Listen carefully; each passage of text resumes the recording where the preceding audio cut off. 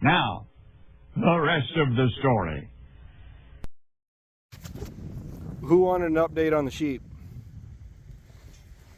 Mom got those for the grandkids. Everybody's out here just kind of relaxing and filling their stomachs up. I'm letting my eyes rest a little bit because I just hit the combine with the air hose and my eyes are full of dust. I got, unfortunately, out of, was it the 8 or the 10? I think it's 8 that were supposed to potentially have been bred for this fall. Only 2 of them had actually taken, and this is one of them. She's due within the next 2 months. From looking at her, I wouldn't be surprised if by the end of the month, just from looking at her. I'm not sure where the other one is. It's 72 and I think 63. But oh, hay feeder is currently in use. I don't have it fully utilized because it was a quick throw something in for him morning, and the only downside to it is you have to push the feet up because from both sides they can't reach out to the center of the bale, which is really no big deal because then you can just push it ahead. So this is one of those kind of tough bales from the bottom, and they got really super crazy about it, which doesn't surprise me because it was from a shaded spot down there. They really like that alfalfa bale. This is actually a waterway bale that had heated also. You can see the stick. Really not a whole lot of feed value here, but the thing is with waterway hay, it's there. It's gonna get utilized. I have a hard time wanting to just brush hog it. I mean, some years I wish I would just to get it done with, but overall cattle are happy. Looking into the sun, blind ourselves again. I'll take you back up to the truck actually. Haven't weaned the calves off yet. I was really contemplating weaning them off before the 1st November. They look nice. I mean, I think they're actually perking up. I went and got a bunch of pour. I poured all the calves. Granted, they're not super duper huge, but it's amazing how they look like crud to me because I look at them all the time. I see them every single day, but since harvest has started a week ago, just really not seeing them or taking the time to really walk through them for the last week. They actually do look really nice. They'll look really nice once I go through. Got this gate is actually meant, it's hinged. I cheated a little bit because I'm not completely done here. I just chained up everything here and just set them on boards for now, just because I got this done and I spun around. I wanted to start using it right away. I ran out of time to do projects. Cows are chasing the cats. But what I want to be able to do, or am able to do, is I can unchain this, pull this gate around, and actually swing it, well, 180 degrees right up against the guardrail. But I can actually swing it straight across, move that bunk over into here, and I know that the whole thing is another project for another day, but we got some extra gates up there. Gate this off from here that way, shut that gate, and then all my calves can go in here. I'll bring a bale ring into here they can eat on. I can put a fodder bale up against the barn so that way they have something to lay on that's nice and soft. Then put the feed bunk over here. I got my feed already mixed up in the white bin over there, and grain them for 60 days approximately. I gotta get them vaccinated here in November is the plan, but they actually do look pretty good. I mean, they're not all out of my own bull. I mean, half of these are not out of Rocky. They're out of those bred heifers that I bought earlier this year, and still supplementing them with corn fodder from last year. That stuff is still coming out when you take the net wrap off. It was line wrapped over the winter, for those of you that remember that, and then to clean the pile back up, we opened the pile up, the line of fodder bales, and then we stuck them back inside so they're out of the weather. That was largely just for experimentation reasons. Oh, these calves actually do look nice. See, the big thing, which I'm all over the board, but overall these calves are pretty even. And even if they're not as big as I'd like them to be, because I would like to have them about 500 pounds, they're even in size. I mean, there's a little bit of discrepancy, but that'll look great going through the ring that they're all the same size. Not sure where Darla is, but I don't know, it's nice having nice quiet cattle. I'm gonna take you up and show you kind of what I got going on. I know I've shown it in the past, I've done it, but I'm doing a couple trials here. As far as the feed situation, I'm sitting good. Granted, this is feed brought up from the valley, and the cows aren't super duper crazy about it.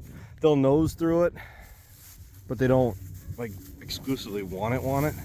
And the thing that kills me, yes, it's a little dusty, sue me.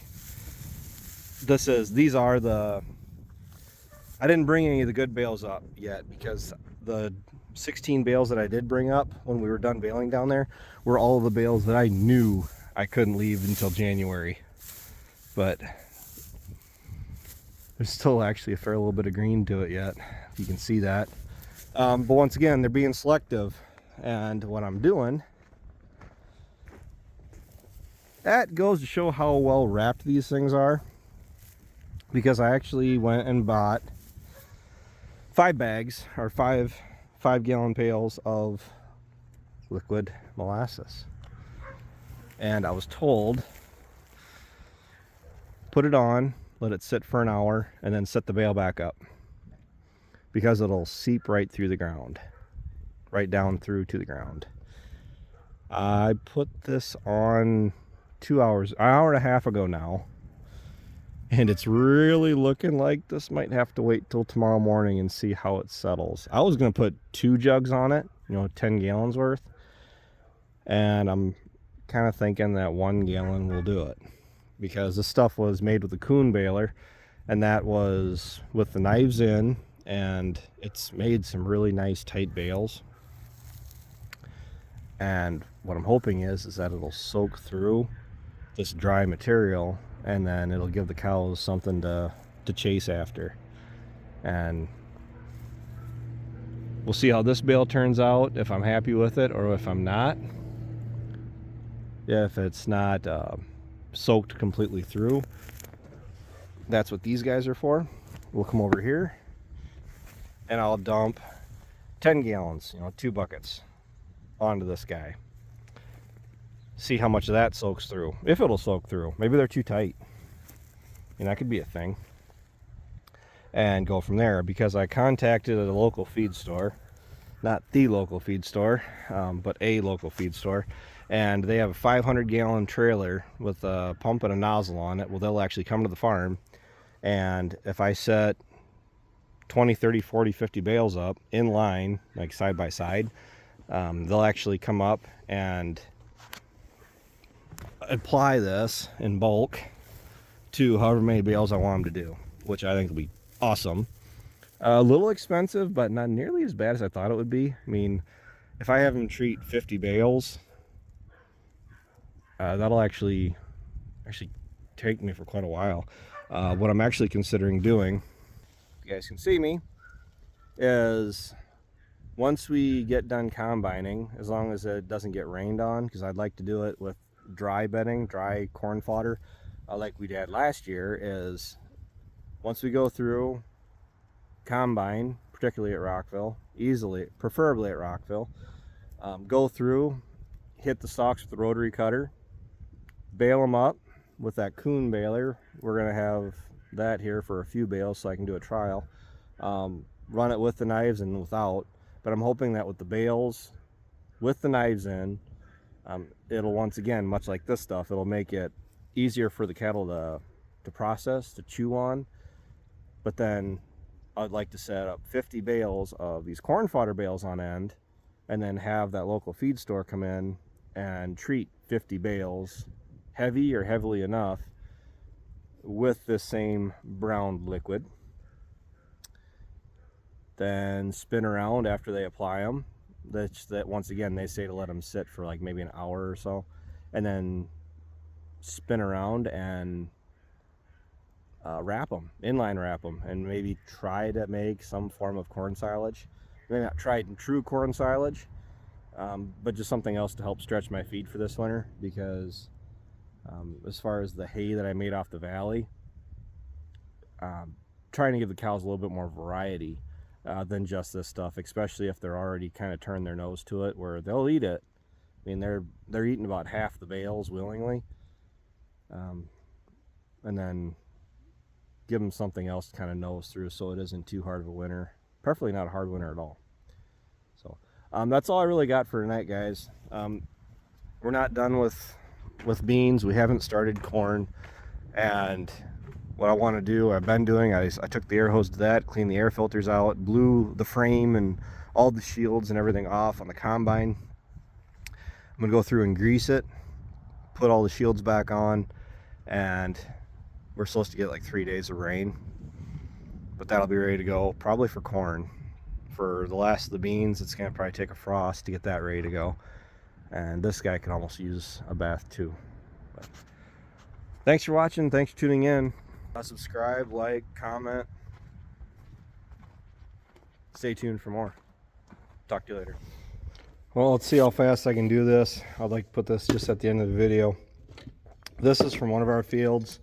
It's the last field of corn that I planted for my dad. So it's about as clear as mud when I'm trying to describe that to you, but wanted an idea about what it is doing away from home. I still haven't checked anything at home. This is the first corn that I've checked for the season, but it doesn't really look all that bad. I usually figured, I've always been told, you don't want your ears really longer than the palm of your hand, and these are all like just randomly picked.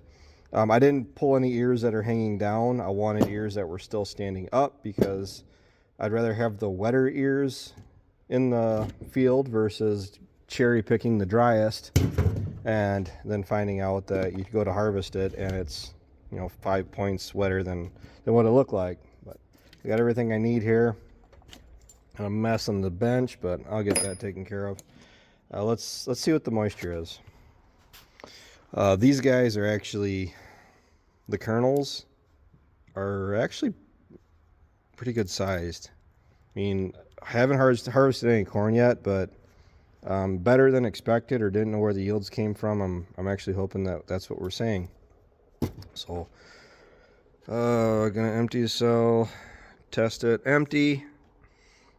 This stuff is, what do you think, 25%? I'm thinking 23 to 25, and then you gain, what is it, 2% once it goes through the combine. I don't know if there's some magic voodoo that goes on. The best explanation I heard is when, and it isn't gonna, yeah, it's wet. The best explanation I heard is that when it gets run through the combine, it kind of